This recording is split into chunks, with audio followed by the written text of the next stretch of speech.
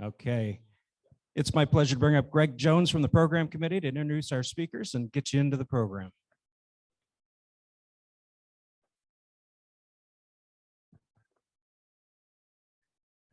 Thank you very much. Way back before some of you were born in the 1980s, I had the opportunity to serve on the board of directors of a large insurance company located in the West Coast, necessitated me to leave Jamestown about 10 times a year. And I was able to do that out of this wonderful airport called Jamestown International. That's what I called it, because sometimes northern geese came and landed.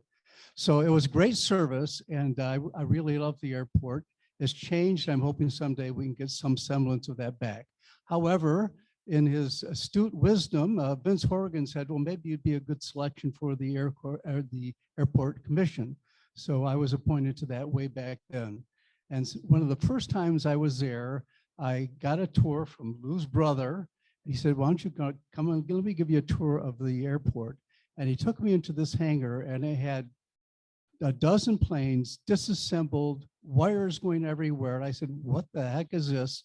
And he said, that is going to be the topic of the speech today at Rotary Club. So it is my pleasure to introduce Lou Nalbone, and I'm going to give you a little bit about him. Lou's been involved in general aviation in Chautauqua County for over 50 years. He has been a flight instructor since '71. And in 1991, he succeeded his father, John Nalbone, as a fixed base operator in Dunkirk. 2000, Lou and his brother, John, added Jamestown Airport fixed base operator to their family. Today, Lou manages a very busy aircraft and modification business at the Jamestown Airport, and he's here to give us a little update on what's going on. So thank you, Lou. Thank you, Greg. Are we set to work here? Great, thank you. It's a real honor to be here and to be asked to present to you today. Many of you folks I know from living in the county.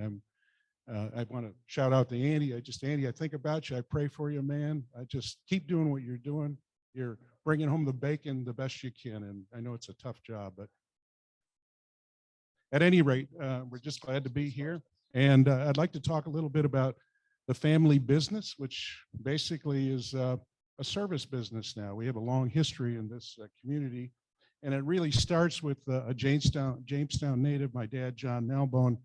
He grew up during the Depression here, right on Crescent and 2nd area.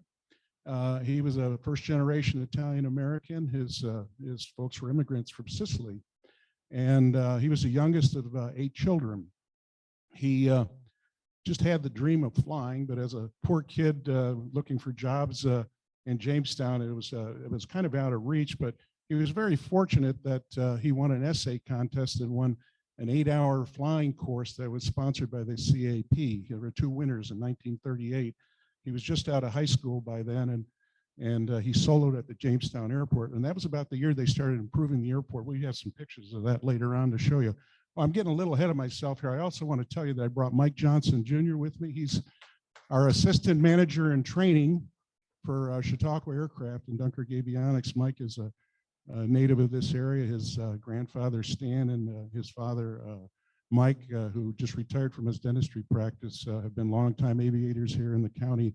Mike has followed in their footsteps, and among other things that are quite exceptional with Mike being an Embry-Riddle grad is that he's also a flight instructor with considerable experience.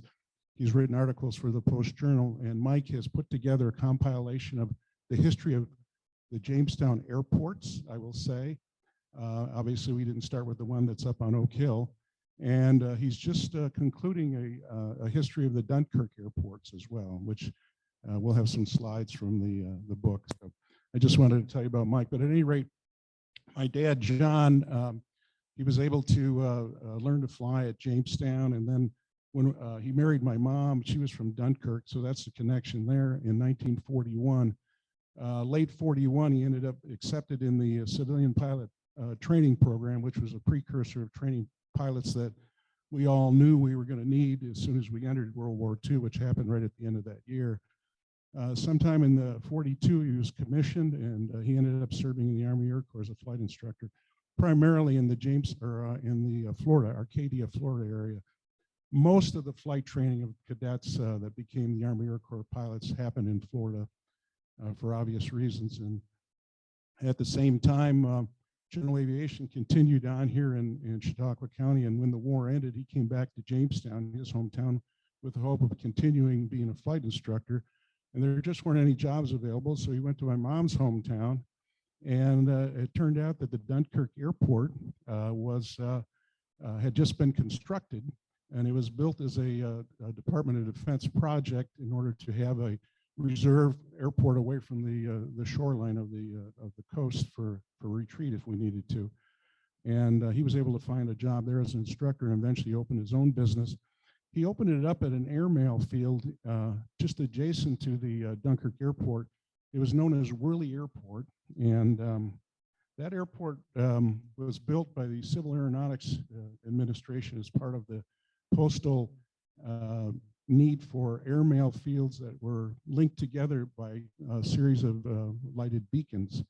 And we were right on the route between Worley Airport, that is, was right on the route between Cleveland and Buffalo, which included stops at Erie. So many of the flights, when the weather was bad, would land at that airport. It was still there, and he opened up there because he had the ability to pursue his own business there as opposed to at the Dunkirk Airport. It was only about a mile away. He built a hangar in 1947, and it became quite active as a flight training location.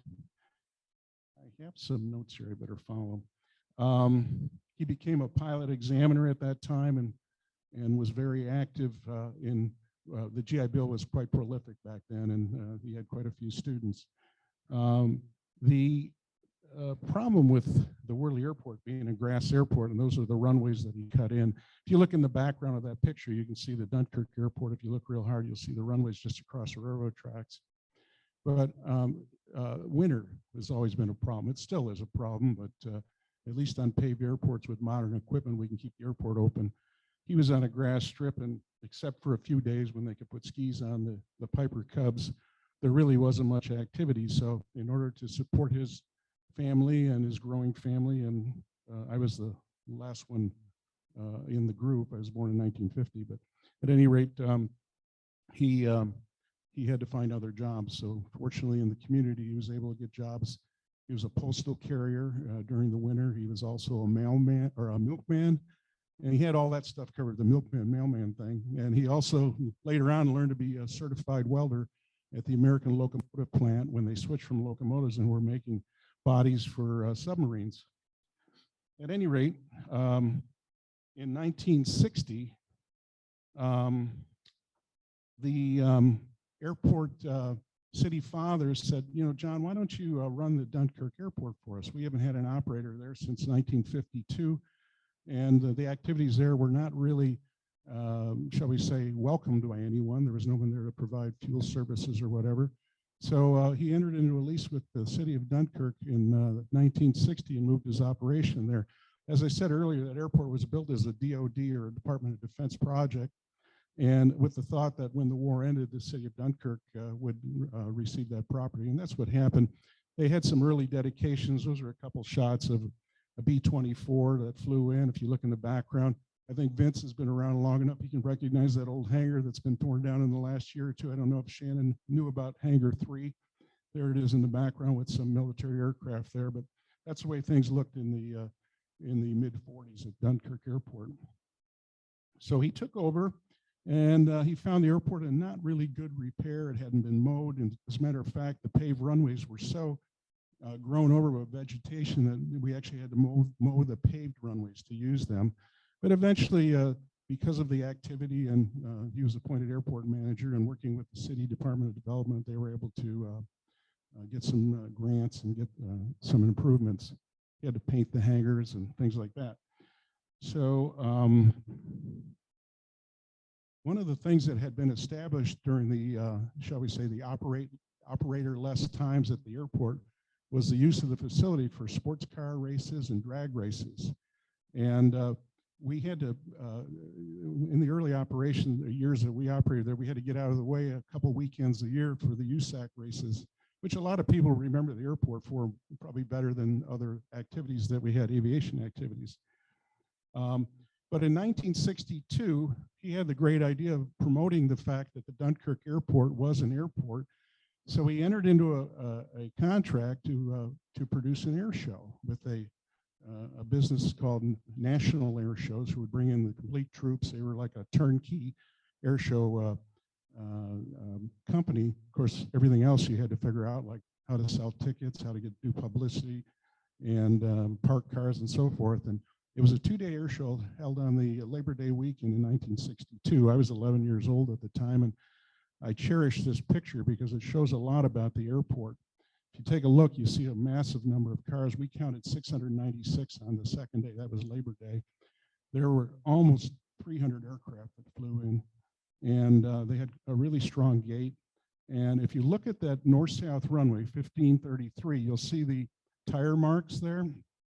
The straight marks are from the drag racers, and the curve marks are from the U-sports. So it's pretty well documented that there were courses there that were going on like that. I think we have a clip coming up, don't we, Mike? Right here is a clip from the 1962 air show. It's in there. Well, at any rate, I don't know how to go backwards, but let's see, there it is. And whoever put this clip together had the date wrong. Do you have to start it?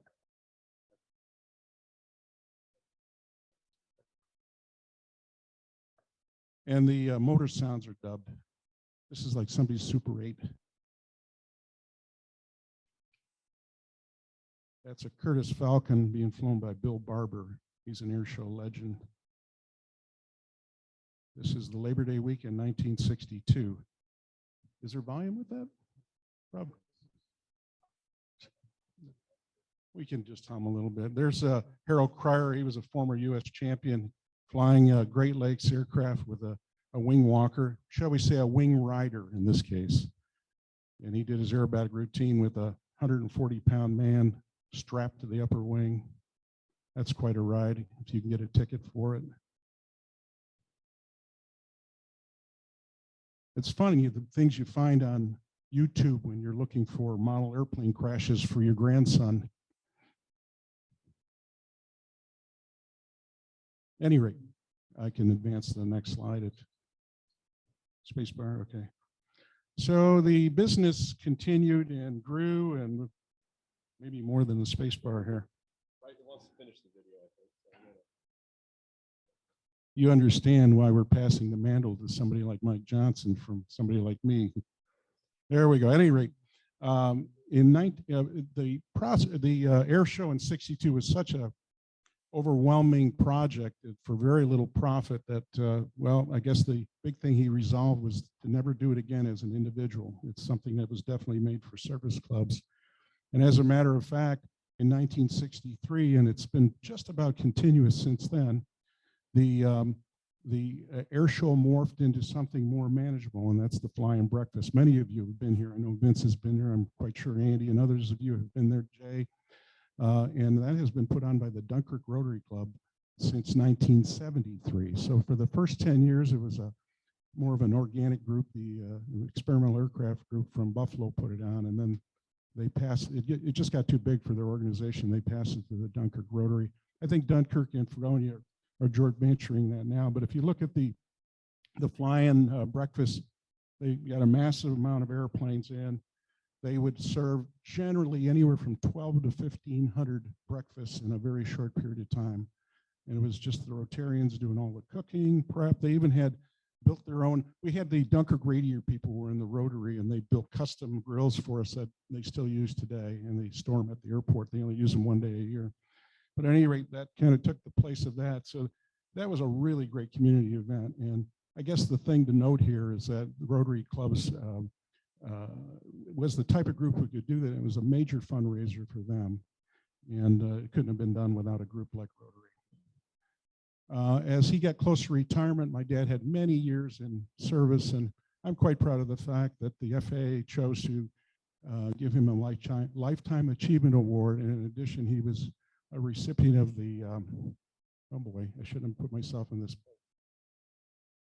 At any rate, his name's in the Smithsonian as somebody that's worked in aviation maintenance and aircraft maintenance for 50 years. Charles Taylor Award. He was the mechanic who built the engine on the Wright Flyer for the 1903 flight. In 1991, my parents retired. That was a mom and dad type of operation. Before that, the county took over the operation of the airport, and our esteemed assemblyman, Andy Goodell, and I got to know him. What a wonderful guy. He was the county attorney at the time, and we worked together for a few days on that lease, didn't we? And it was simple, and it covered the bases. But at any rate, I was the chosen son. That's what happened when you're the youngest one, to take over the operation. I actually bought the operation, my brother and I, and I'm sure it's time to change your password, Mike. Stand by. Don't look. I think the look on my face says it all. It's like, what have I gotten into? You know, life was good. I played golf 5 days a week. At any rate, you know how it is when you take over, anybody taking over their parents' business, it's like, I'm going to change everything. These people are so backward. I'm going to put hold on the phone, that type of thing. But at any rate, you find out later on why mom or dad did things a certain way. I'm hitting the space bar. And I just hate to keep you people very long here, having been a Rotarian. We added greatly to the fleet. We enhanced the flight school. One of the really great things that we're very proud of is we were able to get together with JCC and put in a aviation pilots course for credit. And we work with the higher ups there at JCC to get that approved. And that was really exciting. And then that expanded our operations considerably. Later on that year, we took on a Cessna dealership. In 1996, that happened. We sold new Cessna airplanes until 2016. And the professional program at JCC, many of you are familiar with it. You've seen ads on, you've seen, I'm sure, media information about students that have gone on to become airline pilots. It was a very successful program, and we were thankful we were part of that. After the FBOs in both Dunkirk and Jamestown ceased to be operated by our companies, we concentrated on the maintenance, aircraft maintenance business, and we do that now in the original hangar that was built by or for Chautauqua Airlines. So we have the Chautauqua Aircraft Company, sales company, in the Chautauqua Airlines original hangar, and we also have two of the mechanics that work for Chautauqua Airlines who stayed in the Jamestown area, or actually moved back to the Jamestown area to go to work for us, working on these aircraft. Some of the things that we do there are aircraft maintenance, aircraft inspections. We do import aircraft from other countries that come into the U.S. and get them in conformity with U.S. regulations. And that's the page I don't need. And I probably do need it, but we also started an avionics company, and we install aircraft radios and other products that are used for navigation, like GPS. We have customers, those are the pins that we have either worked on their airplanes or sold airplanes to, and these are some of the places in North America. I'm surprised we don't have one in Mexico, because I remember importing a Navajo for Mexico. We've also exported aircraft to other countries, particularly Europe and South America. Dunkirk Avionics is in the business of transforming legacy aircraft, which are still in excellent flying condition, into modern GPS electronic screen navigation systems with updated autopilots. Here's a job we just completed for a gentleman who keeps his airplane in Dunkirk. And you can see it went from looking very 60-ish to very modern. Looks like the kind of computer setup you'd probably have on your desk or in your teenager's bedroom. Now, I want to talk about the Jamestown Airport. Obviously, we couldn't have that business if we didn't have that facility at Jamestown. We're thankful for the quality and the size of the building. We're in expansion mode. We've heard it said today by other folks, and it's so true now, that it's very difficult to find people. I'm really thankful that Mike has decided with his talent to stay in Jamestown. We need more of our young people to do that. I'm sure you agree with me on that. But we have just hit the kind of the, what shall we say, the tip of the iceberg with respect to aircraft maintenance. The big cities that had good maintenance facilities, the airports are now being taken over by conglomerates that are really buying the FBOs strictly for the fuel sales and the other sales that and services they provide for the airlines. So the little guy is kind of kicked out, and you'll see fewer and fewer airports. And I know Jay sees this because he travels a lot with his airplane to a lot of different airports. But there used to be maintenance facilities at all the airports around here, and it's becoming very rare. So Jamestown Airport, because of our company, is a destination airport. A lot of the activity generated at the airport, since we no longer have an airline, is people coming in and bringing their planes in for maintenance.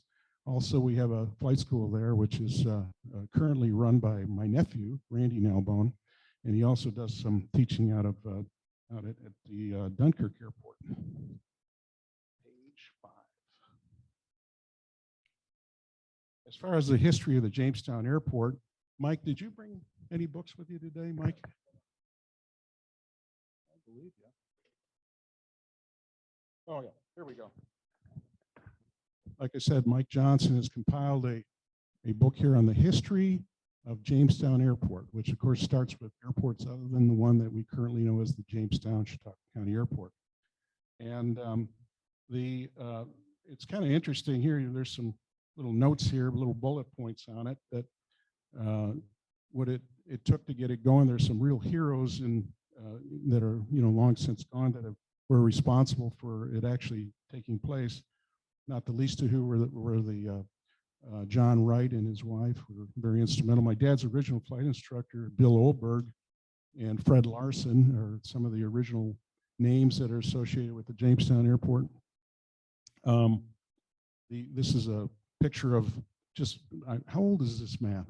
1931 CAA aviators sectional chart for navigating, and that's what they would carry with them. And now the Jamestown Airport originally had 3 runways. They had a north-south runway, which is now a taxiway leading from the hangar C, which I think is under reconstruction right now. And Bill Larson was one of the, Fred Larson was one of the early flight instructors, and Warren Skelton was an FBO tenant at one time. There's a cool shot of the original hangar that was built in 1938 when they laid up the office on the side that became the terminal. And the early airlines, there's some vintage aircraft that were in that hangar. The early airlines that were servicing this airport, I don't know if the first one was All American. Empire. Next slide. Okay, thanks, Mike. Empire was actually operating out of Jamestown. And eventually they became, no, they did not. They folded very quickly, but they were replaced by, he's the historian, by the way. I'm reading. And they were replaced by All American, I believe. And All American was linked from Buffalo to Pittsburgh with many stops in between, including Dunkirk and also Jamestown. Do we have a short piece on that? Okay, and I have to hit. That's at the Dunkirk Airport. It had a cool music track too.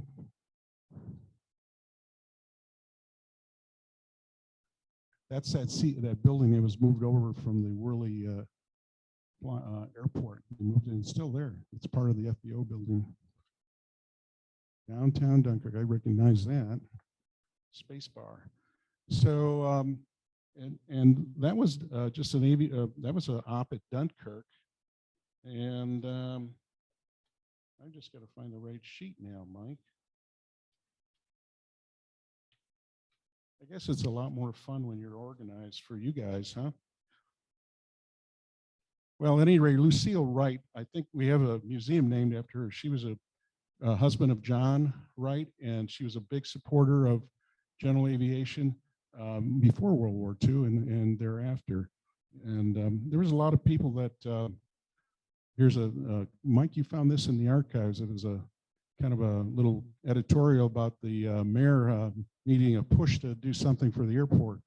And later on, the city of Jamestown was able to get Chautauqua County to take over the ownership and responsibility of the airport. And that's what led to the improvements of the air service that was leaving, and it became the Chautauqua Airline Company.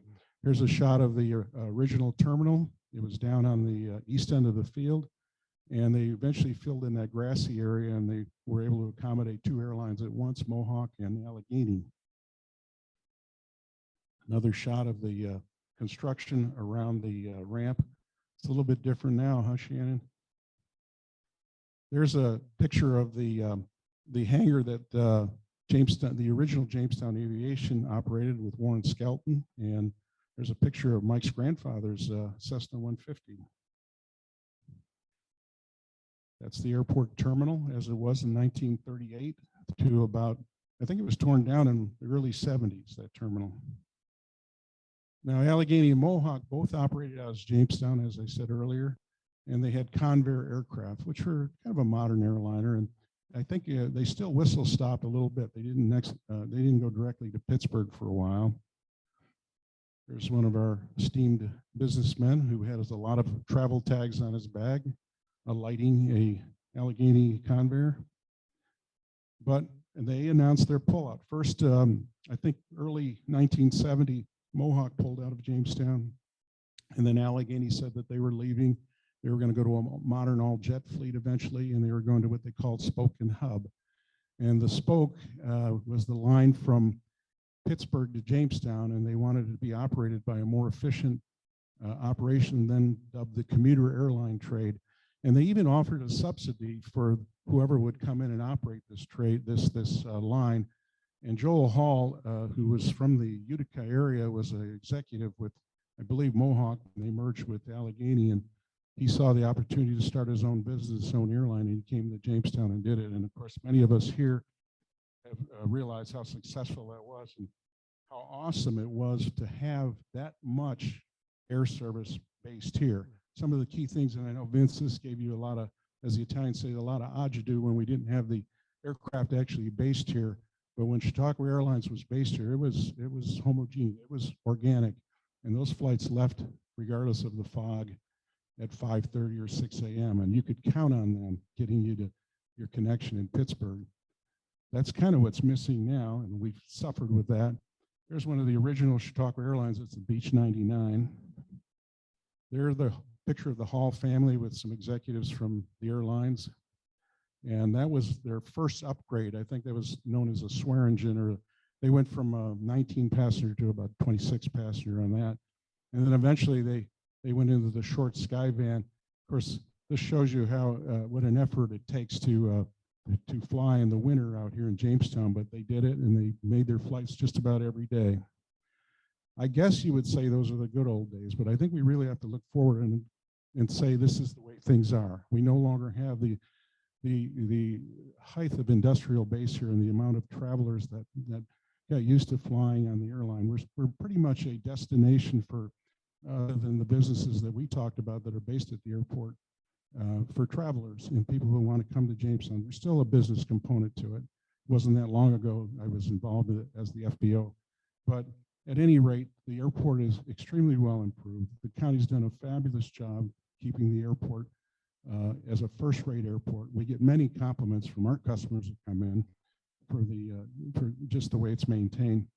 And going forward, whether you attract an airline or not, it's a very important asset to have in this community.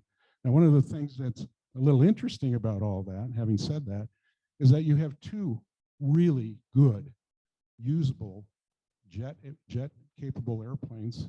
You have one in Dunkirk as well. And what I think is kind of interesting about that is I fly all over the country, and I've been to many county airports, but I've never been to a county that had airports. So when we introduce Shannon today, we have to always say she is our airports manager. She has 2 babies that she's responsible for. And it really is an asset to this community, this county, to have 2, because we are, we're a county separated by a little bit of geography and a little bit of population base. And really, there's no other way to do it. For those people who would say we don't need the airports, I say, why don't you get a road map and find your way out to the airport? I'll give you a tour. Shannon will give you a tour. Jay, if you're available, and you'll learn a little different story about how valuable these airports are to our community. At any rate, I mentioned Mike's book. And I hope if you're interested in this, you might pick up a copy of it. We didn't come here to sell books today, but we will. Not we, Mike. And I know I kept you a long time. I want to thank you for this opportunity. And I will take any questions if you have any. Sir.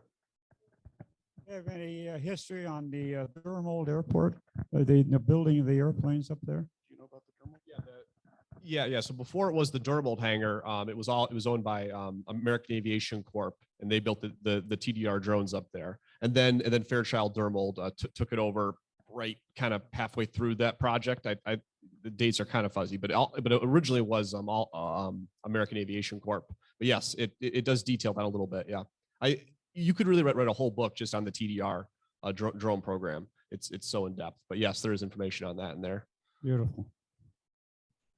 I'd add that the only drone still in existence, and I think, have you seen it, Vince? It's hanging from the Naval Air Museum in Pensacola, built here in Jamestown, New York. Yeah, and our own Warren Skelton, who's long since gone, was the test pilot for them. He actually flew these before they were made into remote controls. Any other questions? Yes, sir. Thank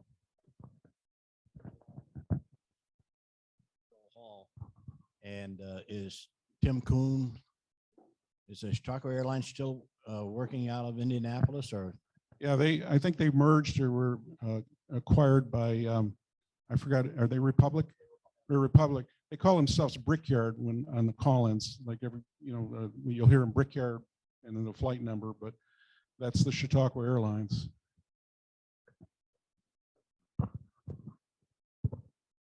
How many private planes are based at the Chautauqua Airport? I'm going to let Shannon answer that. You want me? All of them. I don't want, I'm going to throw that number out. Let's say 20 at Jamestown and considerably more at Dunkirk. Any other questions? Greg. I didn't get into that. We have 12 employees at our two businesses, and we are definitely in expansion mode. We have just generated some prospects through an Indeed employee search. And one of the, I mentioned to you at one of you here that one of the key things is we need to have people that want to be here. That's the key thing. And, we're four-season, I don't explain the seasons to you, but the people that work for me, they're snowmobilers, they're fishermen, and their kids are involved in sports, and we're blessed to have them. These are not marginal jobs that are there. These are all family type jobs, sustainable. They have houses, they live in the community, they have kids in the schools and so forth. And those are the kind of people we're looking for. We need very specifically trained, federally licensed technicians to come into these jobs. And they don't grow on trees around here, except for Mike Jr. Any other questions? I'm not sure either. Thank you very much.